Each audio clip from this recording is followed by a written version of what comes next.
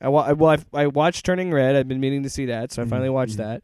Which, by the way, the controversy behind that movie is so fucking unwarranted, and it's so stupid. It's such an old white dude.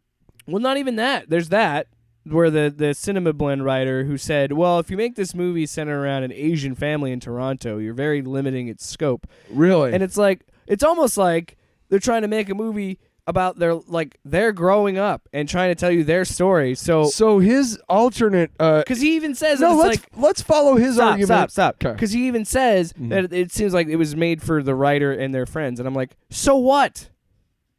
Probably. Yeah. Let's extrapolate that argument the other way. Sure. If he's saying that a Asian family in Toronto limits the scope of or the audience of a movie, then what he's trying to say is not enough whites. Only movies that feature white people get play at the movies. Yeah. Or if it's an all black cast, which is also in itself a racist argument. Yeah. Or if it's an all black cast, it has to be about slavery or civil rights, or like they a lot of the times they have to, like, Hollywood limits any all black cast or all ethnic cast in any way to something historical. Yeah. And then a lot of movies that do something that's doing it now, they'll get criticism that it's limiting, and it's like, no, it's just because you're so used to having all, like, still to this day most leads in movies are white. Yes. So predominantly. So yeah, that's what always frustrates me is, as long as Kirk Cameron's around, we'll always have white man led movies. And there's been exceptions. There's been like all black sitcoms. There's been mostly like George Lopez's show is mostly Hispanic. You know, like, so they've done that before in like TV and stuff, but it seems like movies, it only can be done in like a historical fashion, or it's Black Panther. Right. But here's the other thing too, and this is exactly why inclusion is so important, okay? Yeah. Because at not one point did we describe a sitcom or a movie as all white. Mm-hmm. We did talk about all black, all Latino, all Latinx, whatever. How is it Latino? Just say Latino. Okay. Even people that are Latino don't even like the fucking Latinx thing. Yeah, what is that anyway? I don't know. But did you notice that we didn't even say like an all white, because that is generally considered by a lot of people, and unfortunately still us, as the norm. You know what I mean? So an all-black cast is different from the norm in that it's not all white people. And that in itself is fucked up. So I like seeing a black actress playing Catwoman. I like seeing a lot of people of color in the new adaptation of Dune, because historically in the book, the Fremen are... Why wouldn't they be darker skinned? They live in they're not a white. desert. They're not white in the book. So yeah. I'm cool with that. In fact, I love it. I'm overjoyed by it. I don't know why so many white people are so afraid of... I don't understand it. It's like when you had to explain to white people that Jesus was in the Middle East. Yeah. So he would have been darker skinned. Hey, I got a t-shirt for you. You ready? Hey, Jesus didn't die for your sins just so you could go commit more of them.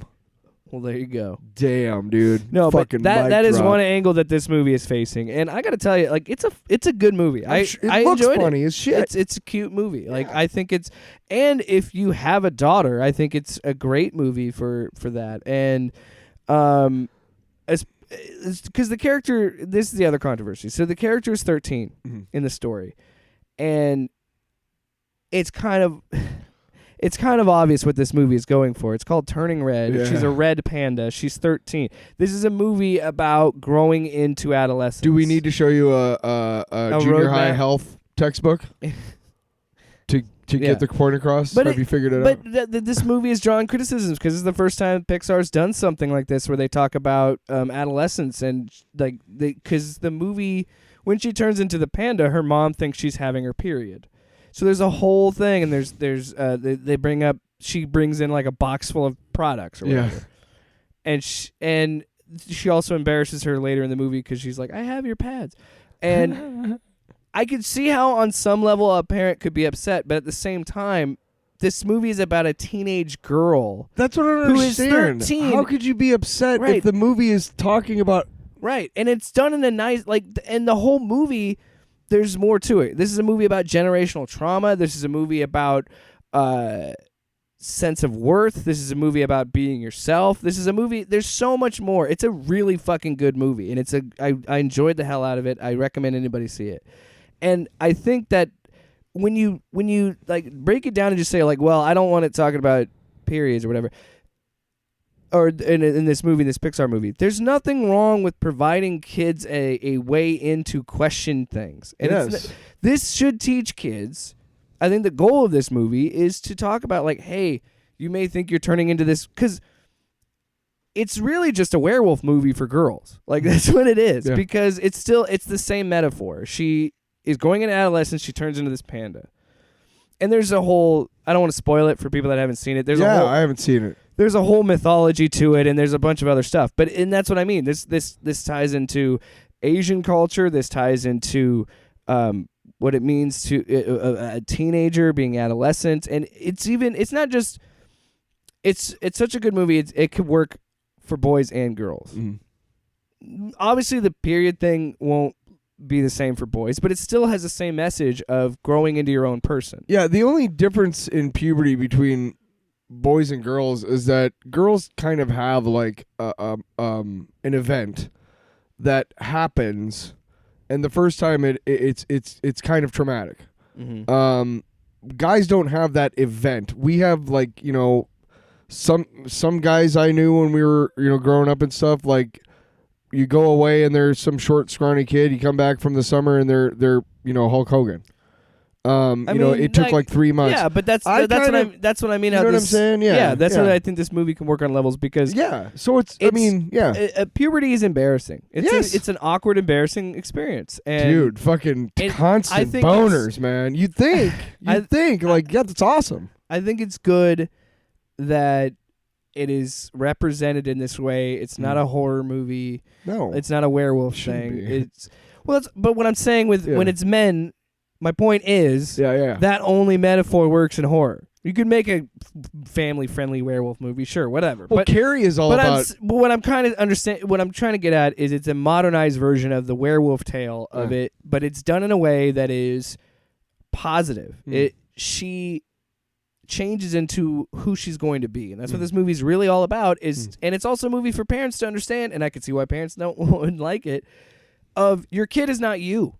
Your kid is their own person, and you have to let them grow into who they are. It's gonna suck. It's gonna happen quick, and so like there's a lot to this movie, and I recommend anybody see it. And I think that the controversies that it gets is such bullshit, because this isn't a controversial movie at all. It's a very fun, bubbly movie. Why are you breathing into the mic? Stop breathing into the mic. Yes. Yeah, it's very loud. Sorry. I was just sitting here waiting for you to finish. No, I thought you were just breathing as what? No. Yeah, but I'm just sitting here. I'm just saying I can hear it in the mic. I thought you were doing a bit. No, I recommend it. I like it a lot. And if you are offended by the period stuff, I get it on a level, but you also have to think about this. Mm-hmm. It makes it a little bit easier for you to explain it to your kid if you have to, you know?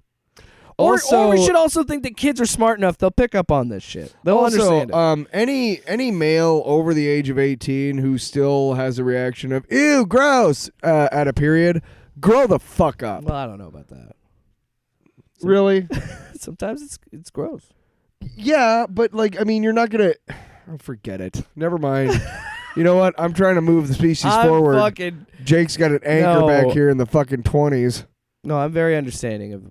That's all I'm asking. Yeah. That's all I think most women would be like, stop, don't make a big deal out of it. It's really not. It's just a part of life. Go through that every month and fucking please don't ever say, oh, is it that time of month again to me when I'm mad at you. Don't ever do that. She has to say that. You don't say that. She can say that. You can't say that. Yeah, no. I'm just saying, like, you want a trip to the doghouse. Go ahead and say this. And it might not even be that. I'm not sure why you're mad at me. Don't assume that it is. So is it that time? See, you're digging a hole. We need to move on, because you're digging us a fucking gigantic hole. I'm not digging us a hole. I wouldn't say any of these things. More sounds like... No, I never say that. Sure. No, I know. I'm being legit. I never say that. I know. because I know that that's offensive. It's extremely.